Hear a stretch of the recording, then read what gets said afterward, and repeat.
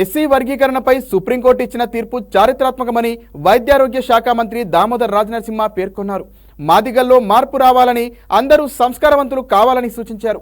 ఆర్థిక వ్యవస్థ అనేది ఏ ఒక్క వర్గం చేతిలో ఉండకూడదని, అది అత్యంత ప్రమాదకరమని తెలిపారు మంత్రి. ఎస్సీ వర్గీకరణపై సుప్రీంకోర్టు తీర్పుతో ఇప్పుడే ఆట మొదలైందని మంత్రి దామోదర్ రాజనరసింహ పేర్కొన్నారు.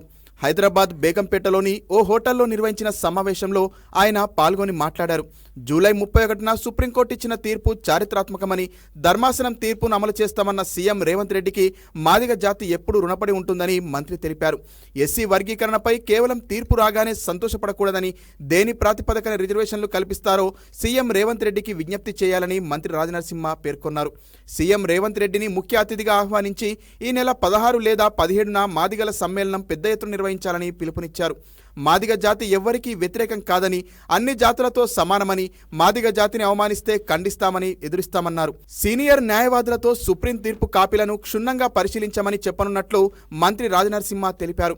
గతంలో ఆర్టికల్ 341 ప్రకారం ఎస్సీలు ఏబిసిడి వర్గం కరెక్ట్ కాదన్న సుప్రీంకోర్టు నేడు సమర్థించిందని మంత్రి గుర్తు చేశారు. అనంతరం మోత్కుపల్లి నర్సింలు మాట్లాడుతూ అప్పట్లో మాదిగా అని చెప్పుకోవడానికి కూడా ఇబ్బంది పడేవారని పేర్కొన్నారు. మాదిగలకు ఎన్టీఆర్ గుర్తింపు తెచ్చారని తెలిపారు.